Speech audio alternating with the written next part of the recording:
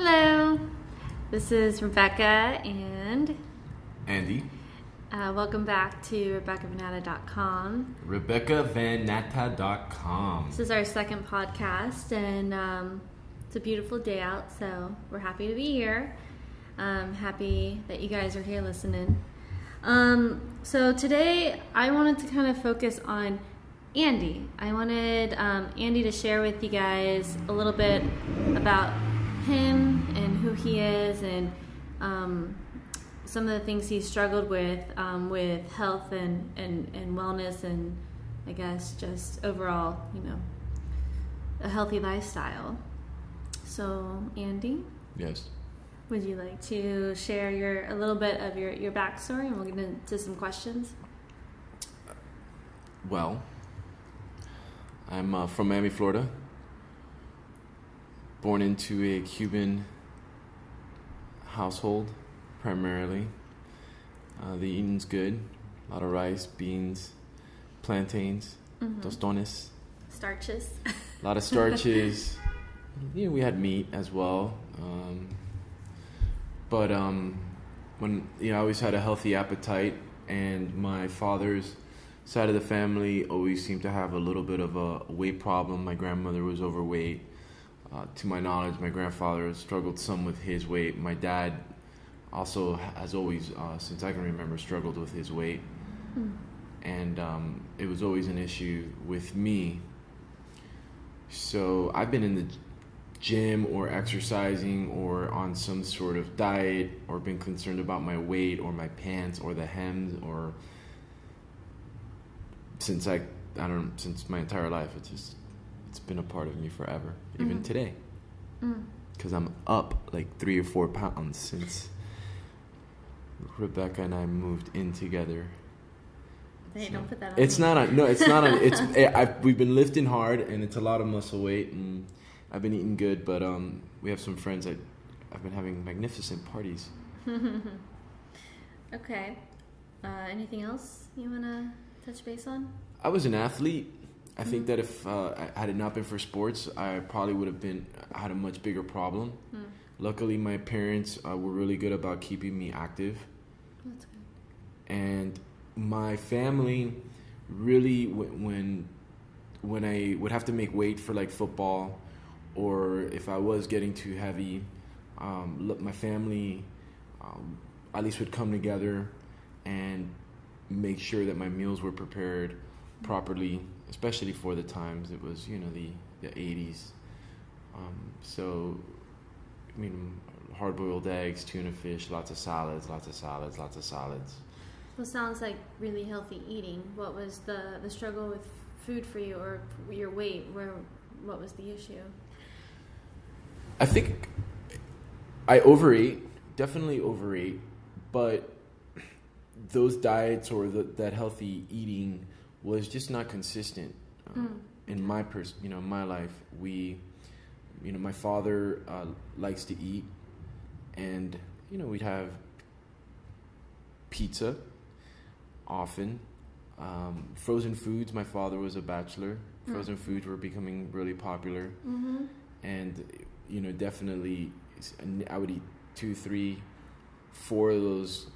And those are high in calories. Yeah, and then we tried like sodium. the lean cuisines. Oh yeah. Yeah, I love those lean cuisines. Those were good. And they tried, but for the most part, my brother and my sister never had really a weight problem, and you go to birthday parties and there's kids and like there's cake, and I would just indulge, and ice cream, or sneaking food, or waking up in the middle of the night and opening the refrigerator. So this had become sort of a problem, and that's what was adding into your weight. Like, could you not help yourself? Like, you had to eat food, you just wanted to. I've never experienced that myself. So, like, because there's food in front of you, you felt obligated to eat it. You felt. Did you have? Is there anything else that would have added to you wanting to eat aside from it being good? I think, in hindsight, coming from an immigrant household, Okay. my family's from Cuba, and not, you know, and standing in line all day and things like that in Cuba to get food, and things were rationed when they came to this country, and there was abundance, and they are so accustomed to not having that they wanted to make sure that their kids had, especially the grandkids, because, you know, when my grandparents came here, they struggled. My dad and my mom and the family, they didn't have it as good as, obviously, as the grandkids. Mm-hmm. So now my grandparents are doing okay. There's plenty of food, and you sit around the table and you feed them, and there's like this, you feel, there's a feel good feeling. Comfort. For them, because now they can provide, yeah. and especially to the grandchildren, and then they got one that loves to eat, and they applaud you for eating. And going back for more and eating that. Correct. And how much you love grandma's cooking, and how much you love grandma's cooking. Yeah. And when, you know, next thing you know is like I would sit down and I would eat. I'm not even joking. We have these steaks called bistec empanizado. It's breaded steak. Mm. You take a steak, thin steak, you run it through egg yolk, you put the bread batter on there, you fry it. I would eat like 8 of those in a sitting. My grandmother would pile it up, and I would sit there and I would eat it. Okay. Both grandmothers. Both of them yelling at me. Mm-hmm. Mijo, you know, that's enough. And then I'd go in the kitchen when they were like, and I'd sneak one off like the oven. And okay, so you ended up eating a lot, and you were still an athlete. So was your athletic ability still great? I mean, did you go in and out of ways of losing weight, gaining weight, or did you maintain a certain weight? Because you did baseball, right? You did baseball for how many years?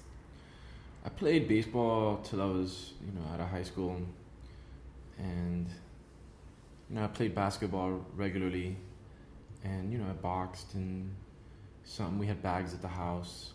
So even being athletic and, you know, having those skills to go out and have some type of discipline and going to practice and having your games, you still struggled with weight problem.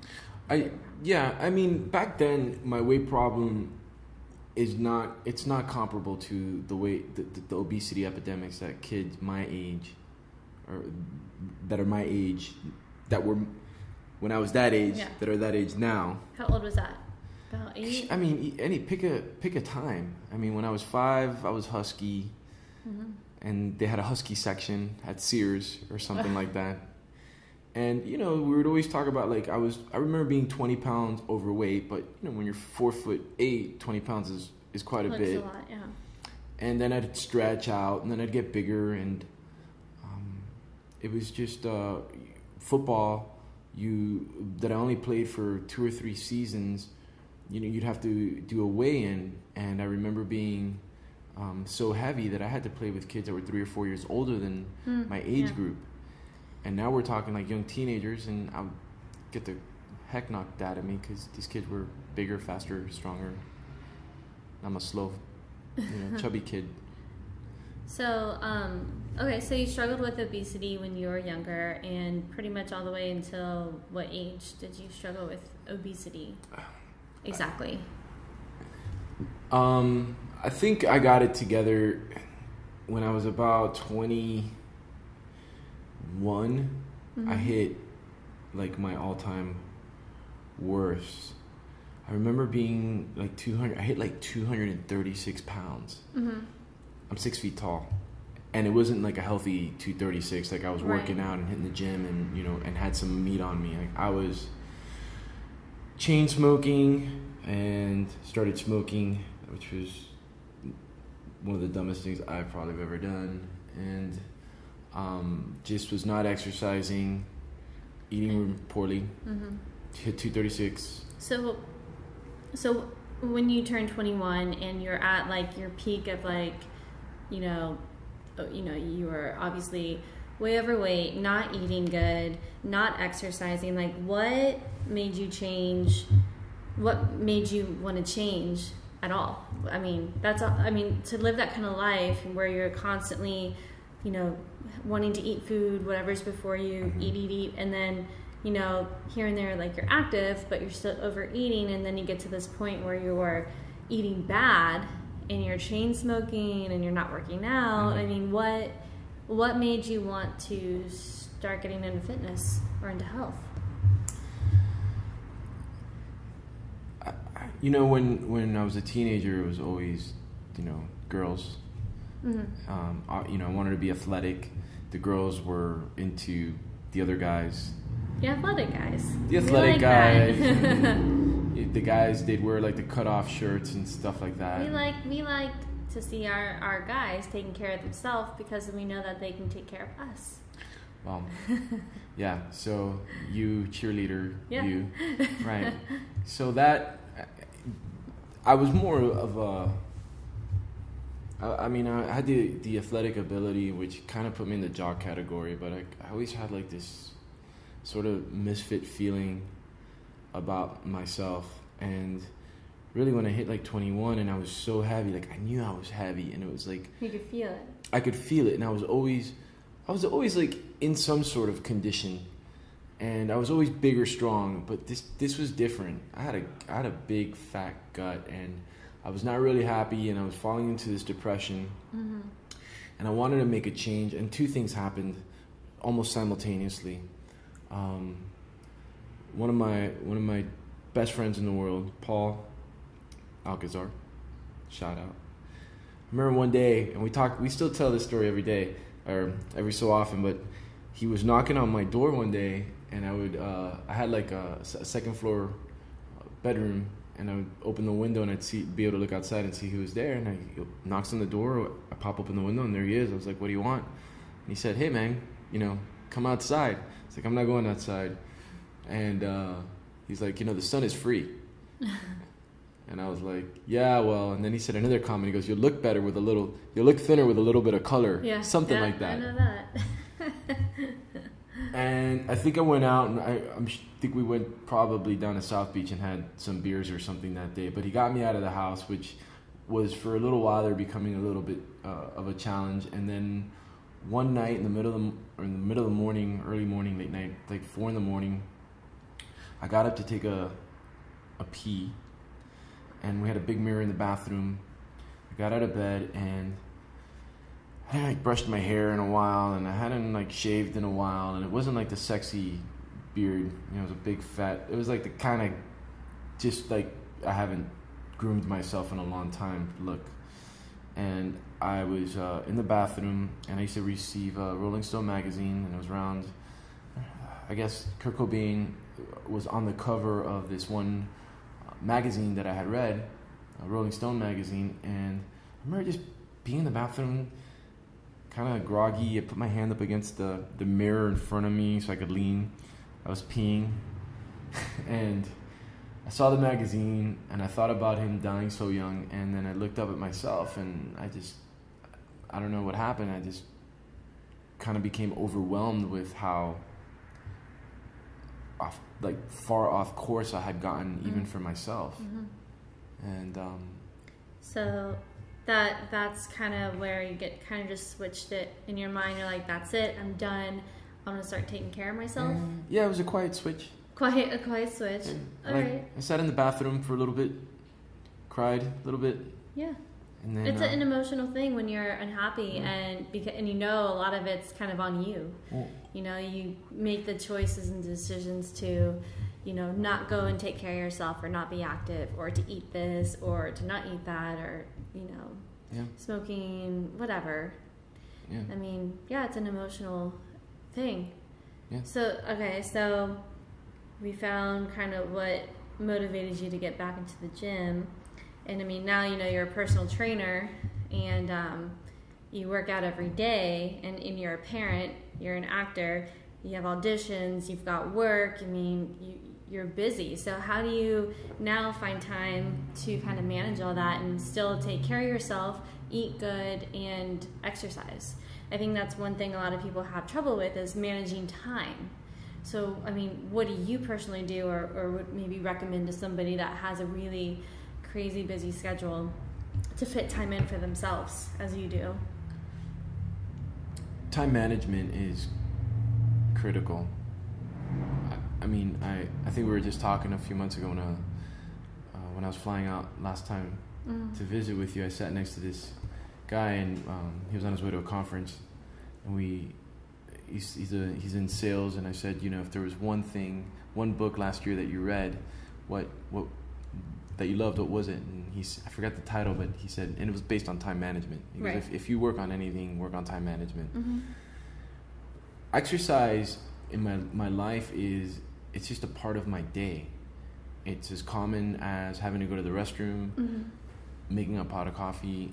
My son just here at our place last night, you know, grabbed the dumbbells, the 3 pounds, stood on the Bozu ball. Yep. He's not quite 5 yet, and was, you know, trying to do bicep curls and maintain his balance. And we have ropes and TRXs and pull-up bars, and anytime that I would take him outdoors, is something, and it's cheap. Go for a walk. Yeah. Take him on a hike, and do lunges and push-ups. Because they find it fun. Yeah. Find it fun and entertaining. Sure. And when at my age, to have, you know, fortunate to be as healthy as I am and have such a young son, to be able to take him to a park and have him on my shoulders and go up 300 steps of stairs, and then have him like sit on my back and put my feet up on a step and be able to do, you know, push-ups with him on my back. I hear him enjoying it. Yeah. And it's a really nice, intimate way of bonding with him and sort of like passing along something that he may not quite understand till he's a little bit older. Right. And that to me is it's just a part of the day. I mean, people that exercise, science has shown that if you exercise, you're usually more productive. Usually you make more money. And you actually do find more time. You find more time throughout the day, because I have absolutely no idea, but I just know that when I work out, I end up finding more time in my day to do the things, as opposed to when I don't go work out, I'm like rushing to get everything done. There's just something about working out. So now, as busy as you are, it's just part of your day. Do you just get up early, you pop out of bed, or, you know, you hit the gym later? You find the time. It just fits. I find the time. Getting up early helps. Getting to bed at a usual hour helps. A lot of different things motivate me to exercise. You know, if I'm really busy with work, which is for me as an actor, or the other businesses that I'm in, it's nice to be busy for work, and that's very motivating. Getting up at 5 or 6 in the morning and starting my day at that hour makes a big difference in starting your day at 7. And that extra hour, even if you don't have time to go to the gym, I mean, there's no reason why, you know, if your kids are still asleep or whatever, drop down, do some push-ups, do some sit-ups, find some exercises to do in your living room. Or for 15 minutes. Go for a light jog, go for a walk in the morning. There's always ways to... Sure. Yeah, exactly. Because you don't need an hour in the gym to get results. Right. You don't need an hour in the gym to really, to get results. So working out, that's one thing. It's just part of your lifestyle. It's just become a part of who you are. What about your eating? I mean, I know you eat very differently than I eat. And what works for you? What doesn't work for you? What works for me is... We're all different, so, but your story on that. I mean, right now, I'm pretty much as, let's say, loose with my diet as I've been in a long time.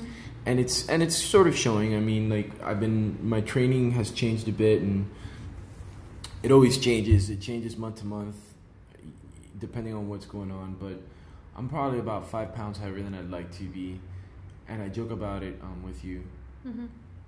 but it's a different 5 pounds because I've been lifting more.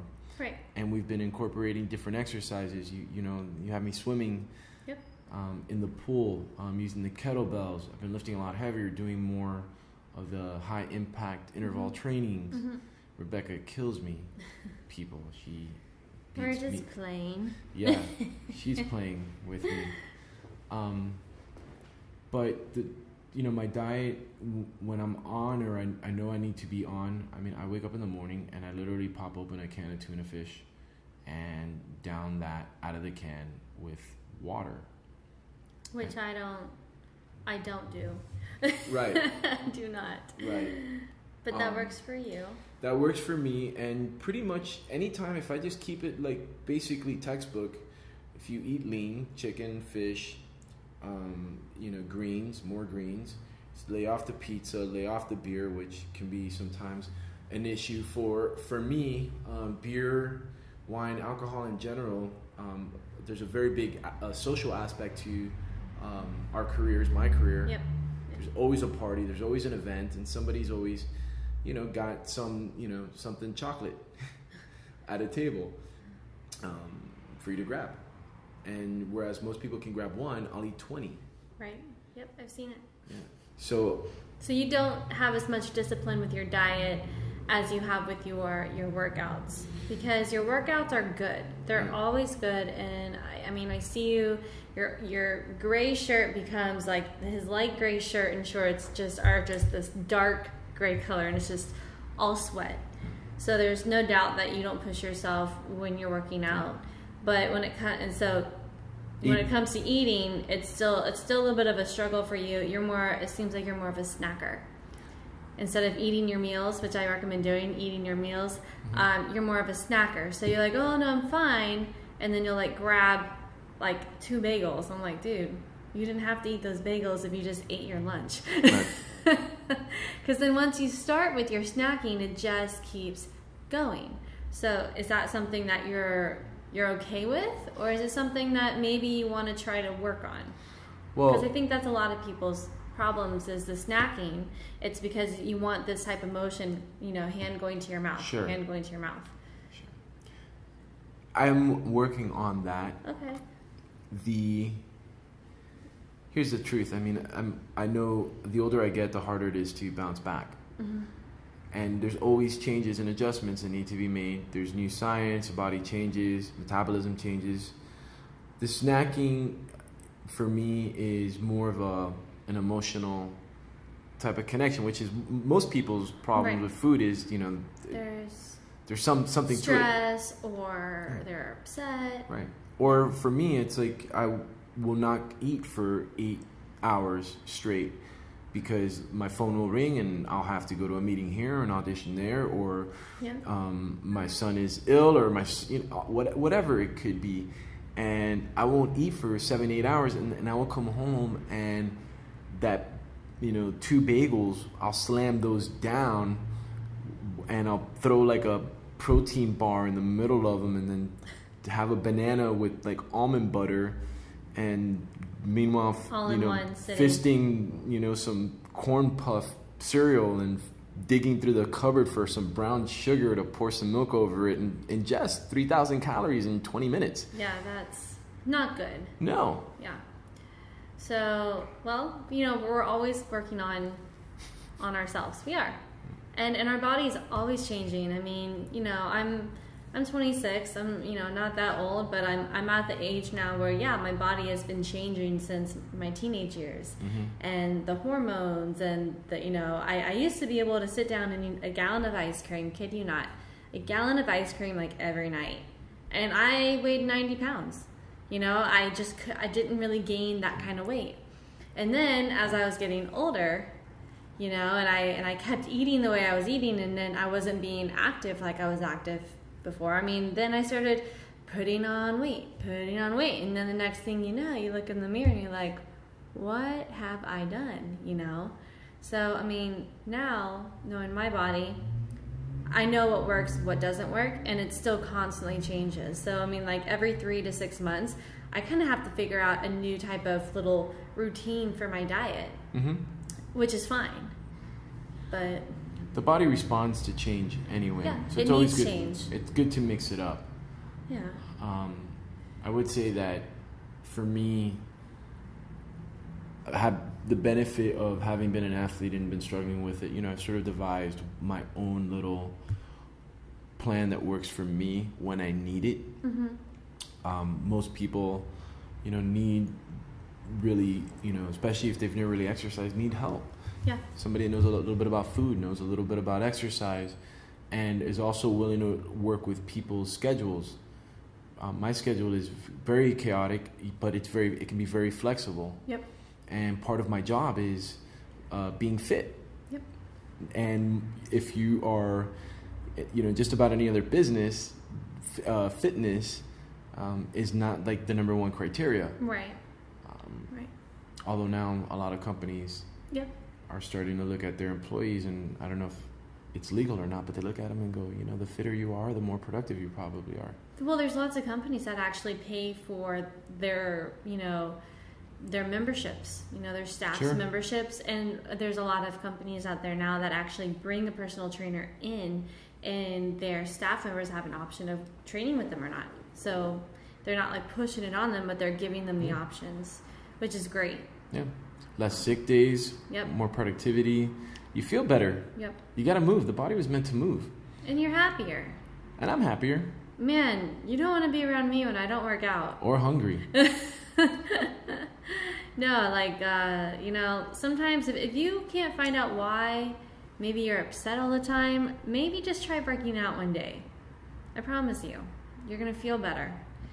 So, all right. So, anything you want to, maybe some advice or something you might recommend for people out there that are struggling with obesity, or maybe even struggling with their kids are obese. Maybe they're not, but they're struggling with feeding their kids the right thing, or getting them active, or portion sizes. What would you recommend, or have any advice for them?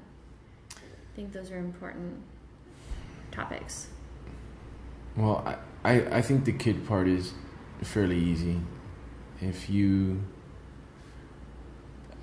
my athletic ability, I came from an athletic family. My father, even though he was overweight, did hit the gym for a long time. Right. And worked out. We played racquetball. We had a basketball hoop in the front yard. I didn't have video games. I was part of the Nintendo generation. I love Nintendo. And I think I had a system. I think I had one game, and I think my dad, I think it was in the room that we kind of kept our gym equipment in. Mm-hmm. But my buddy Paul, who lived 4 or 5 doors down, we would spend Friday, Saturday nights shooting hoops till 1, 2, 3 in the morning.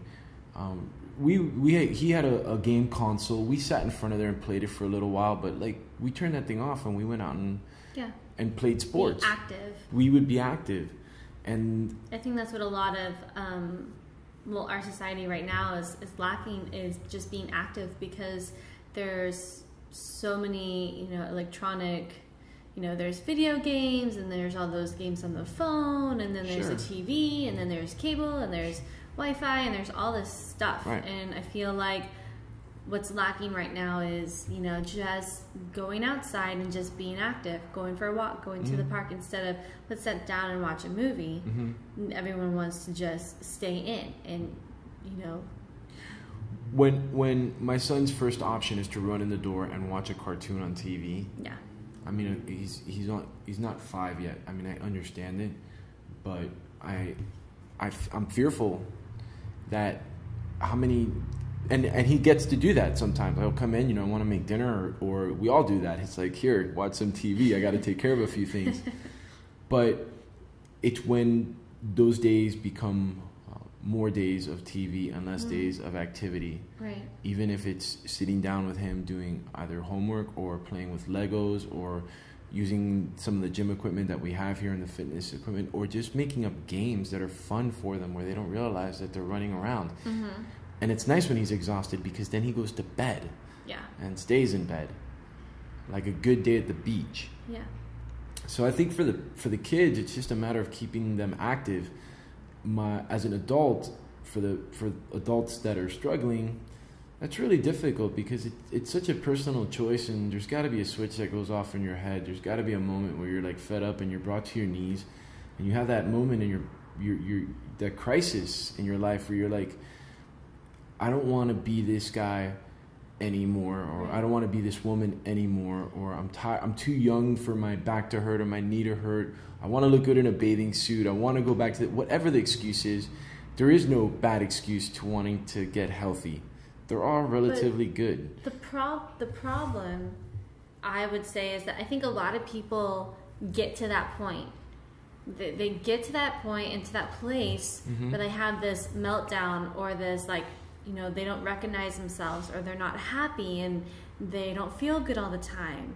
But a lot of the people that get that way don't really enforce how they feel to, like, change. You know, it'll be a few days, it'll be a week, 2 weeks, and then they give up and they're back in this routine. So, you know, for me, my advice would be, you know, find someone to do it with you. Sure. You know, whether it's your partner in crime, whether it's, you know, your a sibling, a best friend, a parent.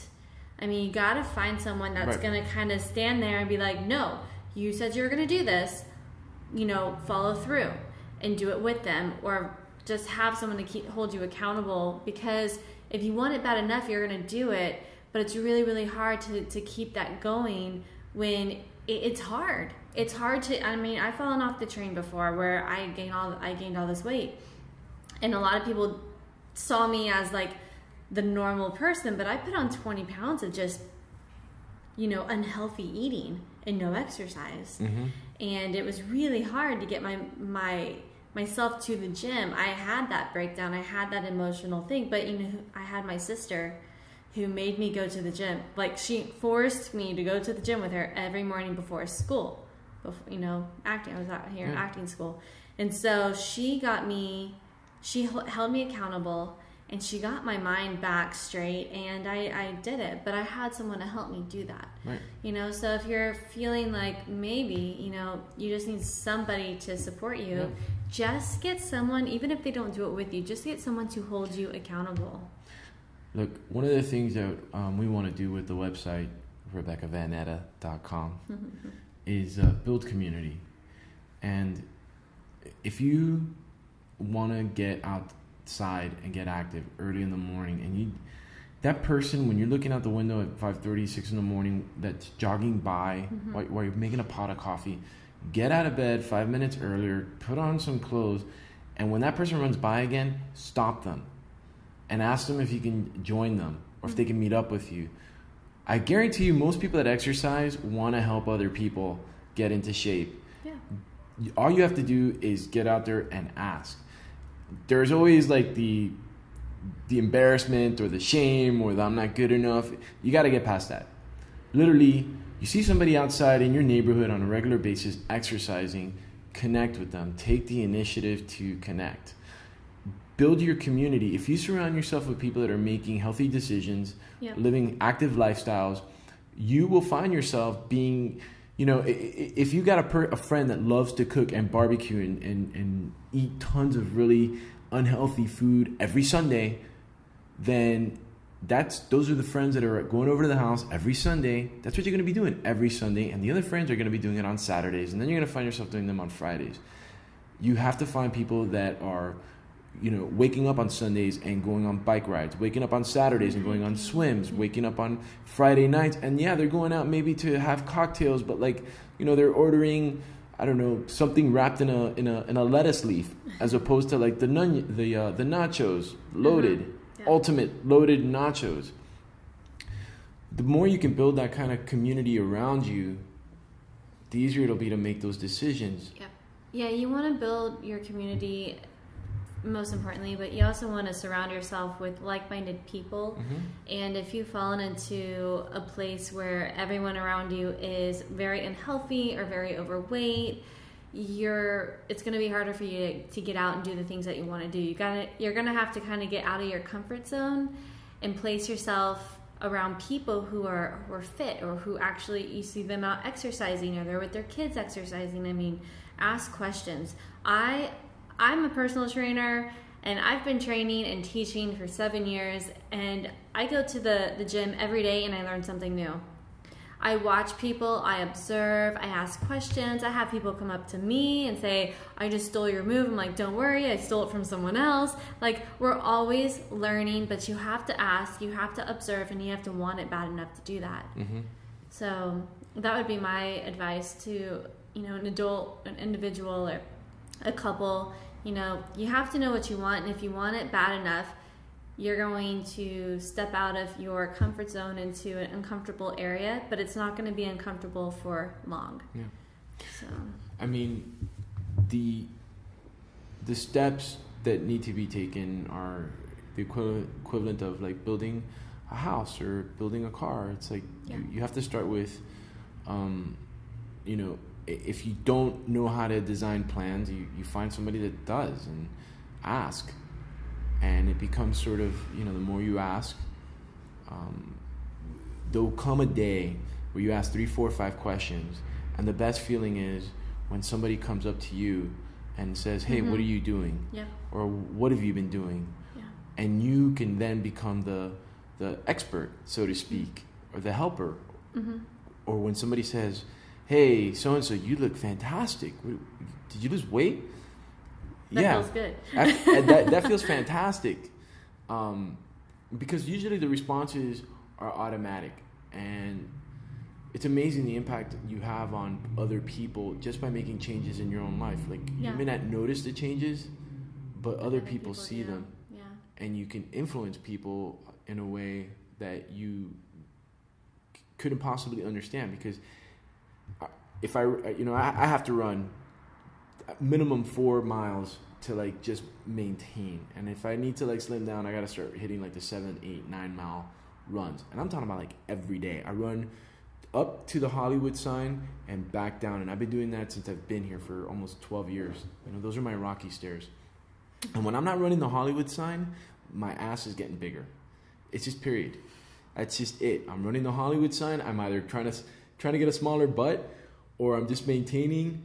And I think that also has to go back to the nutrition. You're not so strict with your nutrition, which is fine. I think there's definitely room for flexibility, and you don't want to live your life, or you're not being able to live your life. Sure. You want to go and enjoy that, burrito. You want to go enjoy that beer. You want to enjoy some pizza every now and then. Mm-hmm. But you do at some point at the beginning, you have to have discipline with your eating. You have to have discipline with your workouts to find change, and then it just falls into this healthier lifestyle where you don't even realize it, but you're eating an apple instead of eating like a candy bar. You're eating a salad instead of a burger, and it's like you don't realize you're doing that. And then you have the occasional burger, you have the occasional pizza, but you find places that make you a better quality burger, or you find a place that makes you a better quality pizza with better ingredients. Not like Jack in the Box or McDonald's. No. Let's stay away from fast food people. But Chick-fil-A is my one exception. Okay. All right. But yeah, I mean, you do have to get disciplined. You do have to have some sort of really, really consistent routine for just a short while, and within just even 2 weeks of being consistent, you will find yourself in such a different place than you could even imagine where you are right now. My our friend Jorga said something brilliant to me several years ago. He said, "It's not what you do once in a while; it's what you do most of the time." Yeah. And if most of the time you're making good decisions, and you're gonna be fine most of the time. Is Jack in the Box not the best place to find yourself having lunch at every day? No. Once in a blue moon at 2:15 in the morning. What the hey, Well, we'll talk about those 5 pounds later. Oh my gosh. I remember I used to, I put on all this weight. I was doing this overnight security job when I first moved here at the Walt Disney Concert Hall before it opened, and I was doing the night shift, and Burger King or McDonald's or one of those was right around the corner, and you could get like, they had just come out with this like bacon, sausage, egg sandwich between 2 pancakes. Oh. Oh, yeah. No. It was like 2,000 calories. Yeah. I don't recommend it, but no. Okay. Yeah. So yeah, I mean, find someone who can hold you accountable. Get involved in your community. Find a workout partner. But be positive most of all, and just believe in yourself. Honestly, because lack of faith will get you nowhere. You just have to take that leap of faith to find yourself sometimes, and it's scary, and you might have fear, and you might have a lot of questions, but it's so worth it. And within just a few weeks, you'll feel better.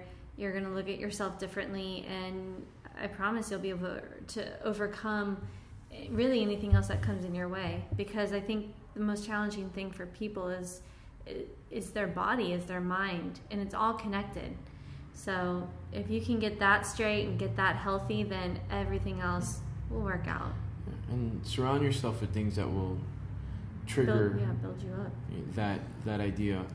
Well, something that's really easy is just pick a health magazine that can come to your mailbox once every week or every couple of weeks. Even if you don't read it, the fact that you have like a fitness magazine like laying on your coffee table or in your bathroom or whatever, and you see it, it will reinforce in your mind exercise or fitness or wellness or whatever it is. And eventually you might open it up and find something in there that you can implement into your life for 10 reps. And the more you see things, the more you surround yourself with things, the more you adapt and become those things. Yeah, and it just becomes your lifestyle. And I mean, that's the key. It's not everybody has to become a bodybuilder or, a personal trainer or a group instructor or a, model. Like, it's not about that. It's about finding the balance in life, enjoying and living life to the fullest and feeling good doing it. So that's the healthy lifestyle aspect, I would say. Well, do you feel pretty good about this podcast? I feel like I'm therapy. I feel like I'm in therapy. Do you? Can I be a therapist? You should be. I mean, the way you twiddle your pen. Oh yeah, my notes. And you're writing notes. So, anyway, I just want to say that we've been living in the Larchmont Village, Hancock Park area for about a month now. Mm-hmm. And we're really loving it. And the community is amazing. And we will continue to explore and learn. And we're meeting a bunch of great people. And there's a lot of little great spots here in the community. And thank you for the warm reception.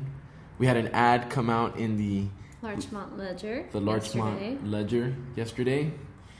And the ad was awesome. It was really neat. It's a good size. If you ever get the Larchmont Ledger, Page 4 will be there every month. Yeah. And the site is going to be expanded as we speak. We've got a new web designer kind of working on some stuff with us. The podcast should be up in the next day or two, I would say. Yeah, and you can listen on number 1. Number 1, and then number 2, and this will be called, I don't know, Andy's Story, I think. We should call it Andy's Story. Andy's Story. And then the next one will be Rebecca's Story. I've got some good ones. I can tell you the story next time, or you tell me, but maybe we'll have some guests coming in soon, but I did eat a half a gallon of Reese's ice cream and a 1-pound bag of peanut M&Ms in one sitting during a Seinfeld episode. Don't recommend it. But I mean, as far as recently. No, this was maybe like 10 years ago. Okay. But just so I say that just because sometimes people, they see me. Mm-hmm. And they think you're always like. Yeah, fit. you've always been that way, and I'm sitting here saying like, no. Yeah. No, I mean. And you still struggle with I would say the eating more than the exercising. Yeah, the eating is haunting. We're working on that. Yeah. Sometimes you have to give and take, Yeah. If it's not in the house, it's not in my mouth. It's probably. The portion sizes, you can't help that. Right. Portion control. We'll talk about that next week. Mm-hmm. But thank you guys for listening to our second podcast. Make sure you visit RebeccaVanata.com. You can go to our Instagram as well. It's at RebeccaVanata. Andy's is at the Andy Martinez Jr. Yes. There's another Andy Martinez Jr. out there that doesn't use his Instagram page, and it's kind of annoying. If you guys want to hashtag us, you can either hashtag our names or hashtag kill it with the actual hashtag word in it. Hashtag kill it. Hashtag kill it. It's our little phrase and saying that we say to each other when we go to work out or just go for an audition. Just hashtag kill it, guys. So thanks for listening and hope y'all have a great week. Thank you. Bye. Bye now.